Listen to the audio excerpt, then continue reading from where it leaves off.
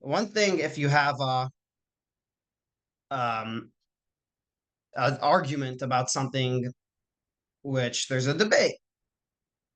What's this? What's that? But you can't have an argument about facts. It's like saying, oh, it's like saying there's an argument about if the sun is hot or not. Everyone agrees the sun is hot. That's a fact. You can't argue about that. So the same thing too. Did this family descend from King David or did they descend from Yoav? It's there's no room for argument. There's just a fact. So we go on to say, really, Yoav was King David's nephew, and this family descended from both. So if so, what's the argument about? The argument is in merit of which family did they get the special honor. So the question arises, what is the special honor? So like we said, the 15th of Av, they weren't allowed to cut wood afterwards. So it really took an extra push, an extra drive to bring the wood to cut, because they had to cut it before, and they had to find the trees which were strong enough, or which had the best wood, because you bring it to the temple, you bring it to God, you want to make sure it's the best. You want to make sure you only bring the best. So they had to go in advance and prepare it, and they had to have put it in their storehouses and make sure it was stored properly, so worms wouldn't get to it after. And it really took a lot of effort. And not just that, wood, if they wanted to sell the wood, it could have went for more afterwards, because it's quality wood from before the 15th of Av, when the sun was still strong. But still, they went and they brought it to the temple, and that's what makes it a special day. That's what makes it special. And that's why the Talmud discusses whose merit was it that they brought the wood. Was it from King David or was it from Yoav? That's one reason why it was so special, because they had to really do that extra push to prepare the wood. It wasn't just like they could go cut some trees, chop them down, and bring them to no. They took more effort. They had to store them and make sure they were prepared properly and all that. But it was even more than that. The wood they brought, it wasn't they were just bringing it for a personal sacrifice. It's not like, oh, they had to bring a sacrifice. Okay, they found some wood and they brought it. No, the wood they brought was for all the Jews, and even more particularly, it was for Jews which sinned. There's certain offerings, which it says in the Torah, sin offerings, which those offerings aren't brought by all the Jews. If someone sins, he has to go and bring a sin offering. And this offering is a personal offering. So this family could have said, oh, if you sin, that's on you. Why should I go and give my wood up to you? I'm not going to get recognition for it. It's not like I'm bringing it for all the Jews. I'm bringing it for one person in specific. And still, they went ahead and they brought it. And not just they brought it joyfully, in order to help out another Jew, that he should get his sacrifice brought in front of God, and he should get forgiven for the sin that he did. So back to the discussion of the Talmud, we say,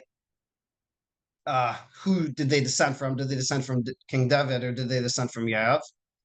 Meaning in merit, because obviously this family descended from both, but in honor of which family did they get it? Did they get this merit to bring the wood? So we look back at the Talmud. It says, if not for David, Yoav wouldn't be able to fight. And if not for Yoav, David wouldn't be able to learn. There was a certain partnership. So just a bit of background information. King David, he was the second king of Israel, I think. And he was the greatest king of Israel. He actually secured the rule and was very powerful. Like I say, he was the greatest king of Israel, and he paved the way for ultimately the building of the first temple, the first Beis Hamikdash. And not just that, he also wrote Tehillim, Psalms. He was a very God-fearing person, and it says that Mashiach will also come from his lineage. So he has a pretty stacked up resume. How about Yoav? Let's look at Yoav for a second. He was David's nephew, like we said before, and he was the commander of David's army for most of his rule.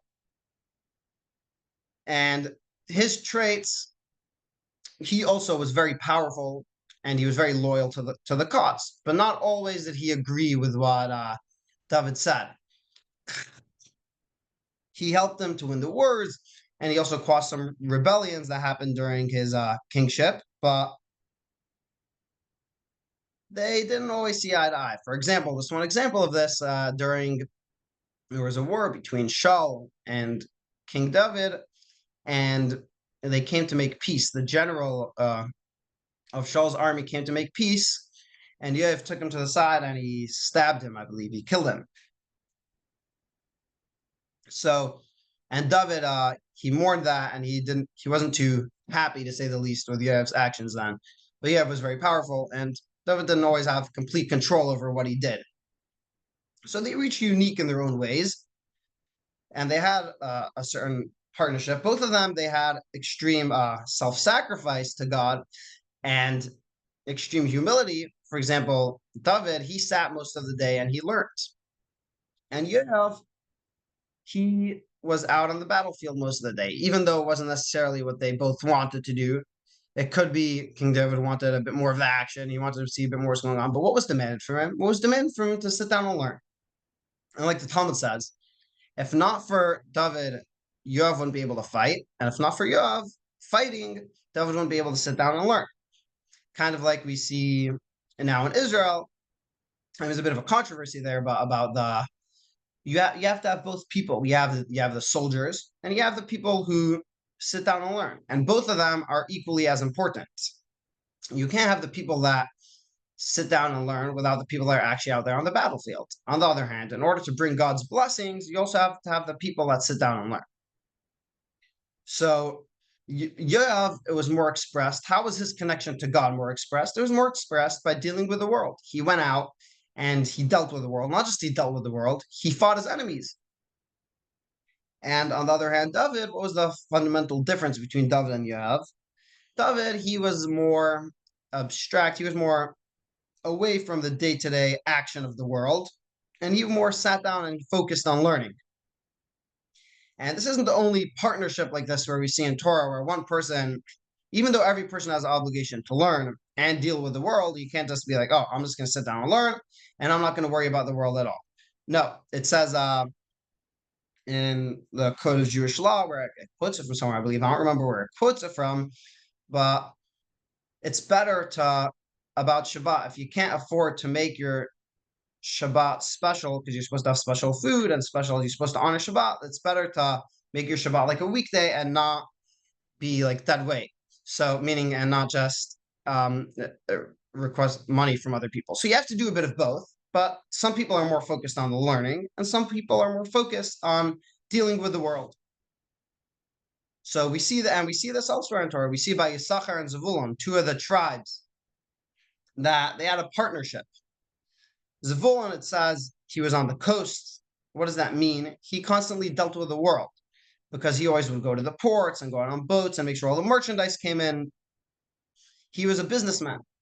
And then we have and that was what Zevulun's role was. Because as Zevulun will dwell on the coast of the seas. And then we also have Yisachar, who he was more involved in the learning. And they had a bit of a partnership. Zevulun would fund Yisachar's learning, so Yisachar was able to sit and learn most of the day. And Yisachar was only able to learn in merit of Zevulun going out and actually working. So they had a bit of a partnership like we see there. And not just that, the Torah, interestingly enough, the Torah actually goes and he mentioned, and in the Torah it mentions Zevulun before Yisachar, even though he went out and worked. He wasn't sitting down learning Torah most of the day, but because it was in his honor that they were able to sit down and learn Torah. Either way, back to King David and Yoav. Both of them had a very important role on the battlefield. Just it was in different, one area was in learning. King David was mainly in learning, and Yoav was on the battlefield. However, both of them were equally as important. Yoav by himself, he wasn't able to just go on the battlefield without the backing of Torah. Because who gives you the justification to go out into war, and in war, you're going to have to end up killing people, which isn't always the most pleasant thing, and it's actually forbidden according to Torah to kill people unless certain in a war. So he had to have the full backing of Torah. So he had to have David on his back. And on the other hand, Yoav by himself, David, he would have to go out and fight the war if not for Yoav. So they had a bit of a partnership, kind of like we see in Israel, where the Rebbe said multiple times how after the 6-Day War, after I think the Yom Kippur War, the Rebbe said multiple times how Israel shouldn't give back land and how God miraculously gave the land to the Jews, and you're just going to go and it's like spitting it in God's face. When you go according to Torah, and historically, if we would have went according to Torah, if Israel would have went according to Torah and not given back the land, not given back the Sinai, not given back Gaza, we would have been much better off today than otherwise. So we really need the backing of Torah. But together with that, you need the people to fight on the field. So you need both. And so there's a very powerful lesson that we can learn from this. So and so that's why back to the wood, there's a very powerful lesson that we can learn from this. Basically, before that, the question was where did they inherit this willingness to go out of their way and help out another Jew?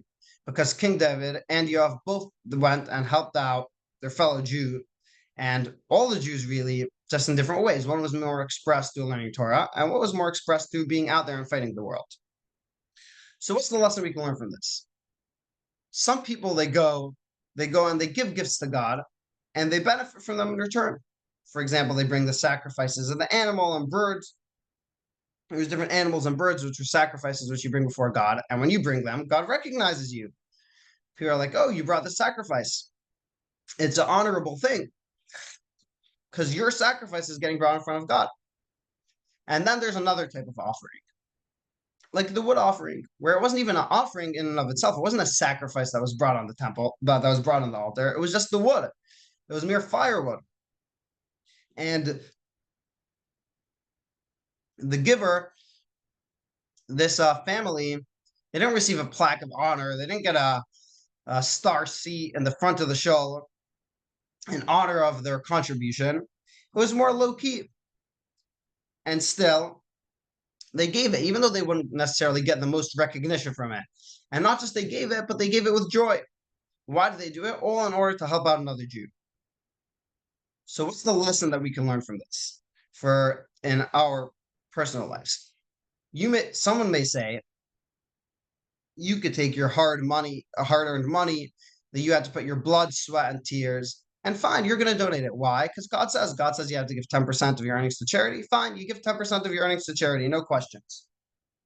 But you want to be brought in a way of a sacrifice, in a way that you will benefit from it, in a way where people will recognize you, or you personally will get a gain. There's some sort of ulterior motive. You'll do it because God said so. But there's an ulterior motive, and maybe you'll do it begrudgingly. Maybe you won't be that happy giving it, but at the end of the day, you'll give it because God said so, and therefore you'll do it. And from this family, you see, no, not always are you going to get the ultimate recognition from it. Sometimes you just have to give it. You have to go and you have to act. When a Jew sins and he needs forgiveness, but what happens in order for him to be forgiven? He needs wood in order to bring a sacrifice in front of God. So this is the lesson we can learn. You have to go into your storage house, and you have to go and you have to take out wood. And it's not just any wood which could be found anywhere. It's wood which only you have in your storage house, which is very expensive. You can be sold on the marketplace for a high price. And you go and you're bringing it. You're giving it over to your fellow Jew. And all in order that he should be able to be forgiven. Even though he messed up, you could be like, okay, that's not my problem. That's on you. Don't mess up next time. Still, he went and he gave it. And not just they gave it, but they gave it happily. And this is really something which we see the Rebbe demanded of us, specifically in this generation, that you have to always go out and help out a fellow Jew, and you have to do it happily. And that's what we see what Chabad emissaries really do all around the world, and what each and every one of us, the Rebbe said, should do, is when no matter where you are and no matter when, you have to go and make sure you're spreading Judaism. For example, Chabad emissaries, you go all around the world, and you're taking from your personal benefit, from your personal gains, whether it's living in a Jewish community or having kosher food or having a nice house or whatever it is, and you're going out of your way to help out another Jew. But really, each and every one of us could learn a lesson from this, like we see in Russia during the times of the Soviet Union, before the Iron Curtain fell. There was a chassid, some of you guys may have heard of him, by the name of Remendel Futterfass. And he went and he literally put his life in danger in order to spread Judaism throughout the whole of Russia. Like we see, there's an interesting story. The previous Rebbe, the sixth Rebbe, said, and when he was in Russia, before he got arrested, he made an oath along with 8 other Chassidim, I believe, and I think the 10th person was a Shem, or maybe. And the oath was that no matter what, they're going to go and they're going to spread Judaism up until they give up their lives. They're not going to be affected. They're going to go and spread out Judaism, even if they're putting their lives at risk, even if they're going to get arrested, no matter what. And the Rebbe said this over by Farbringen, and the Rebbe said, "What can we learn from this?" The previous Rebbe wasn't just sharing a story to brag and be like, "Oh, look how good I am." Obviously, if he shared it, there's a lesson we can learn from this. So, what is the lesson we can learn from this? Sometimes it may not always be the easiest. It may not be the most comfortable. But thank God in this generation, we're not our avodah, our work changed a bit. Now it's not as much. You're not risking your life to be a Jew, to be a proud Jew. But still, Mesirat Nefesh, self-sacrifice has another meaning. The real meaning is you're giving over your will to whatever Hashem wants. Whatever Hashem wants for you to do, that's what you're going to do. So if Hashem wants you to, well, maybe you're in a business meeting and you meet another Jew, asking him to put on tefillin, or inviting him to come to shul with you on Shabbat, even though you may not feel the most comfortable doing that, even if that's going out of your comfort zone, that's not your will. Your will is to just be comfortable and do your thing, and you'll give, you'll donate, you'll go to shul on Shabbat, you'll do this, you'll do that, but you're not going to go out of your way out of more than what your comfort zone is. So that's what we're saying. No, anything to help out another Jew, and not just you do it, but you do it joyously. For example, I was at the airport. I had a 3-hour stopover on the way here. I came around Sunday from New York, and I was at the airport for a few hours. So I was like, hey, maybe I'll go around and ask people if they're Jewish upon film with them. And naturally, it's not something I'm most comfortable doing. I'm a bit more of a shy person, a quiet person. But still, I went ahead and I did it either way because that's what's demanded. Anything to make sure another Jew, another soul connects to Hashem. And that's what we see in Russia. In Russia, like I was saying, before the Iron Curtain fell, there was a chassid, Mendel Futterfass, who he went and he spread Judaism. He risked his life. He opened up multiple Jewish schools and mikvahs, and he got arrested, and he was in jail for many years. I don't know exact amount of years, but I believe it was over 10 years. It was a nice amount of time, and especially in the Russian gulags, it wasn't a pleasant experience. And after he left, he could have went and he could have been like, okay, that's it. I'm done. I'm going to leave Russia. He actually had an opportunity to leave Russia. He was organizing visas for people to leave Russia. I believe it was after World War II, after the Holocaust. And his family was already all in England. He actually gave up his seat on the train. And there was one last final train, and he gave up his seat on the train just so another Jew should be able to leave Russia. And he stayed there for another nice amount of time. I'm not sure exact amount of time. But either way, so he went, and he could have been like, okay, I'm going to leave Russia. Or even if I stay in Russia, I'm going to focus on my personal growth. That's it. I gave 30, 40, 50 years of my life towards other Jews, towards other people. That's it. Now I'm going to focus on myself. But what did he do? He went to a new city. In this city, there wasn't a mikvah, a Jewish ritual bath. There wasn't a mikvah. And what did he do? He went and he had to fundraise in order to build a mikvah. It's not so easy. You have to fundraise, which isn't that pleasant in and of itself. But besides for fundraising, he also, besides for him having to go maybe out of his comfort zone, he had to risk his life. In order to fundraise, you have to go publicly. And the KGB was following him and they were watching him closely. And then once he got the money, he had to build it.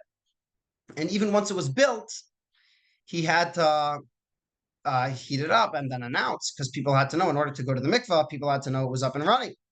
And he risked his life to go and continue spreading Judaism even after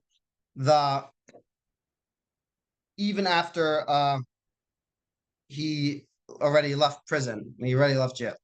And the lesson for each and every one of us is that sometimes it may not always be the most comfortable thing. We may not get the most recognition from this thing, but we have to do not just what we like, not just what we enjoy, even if it's what God says.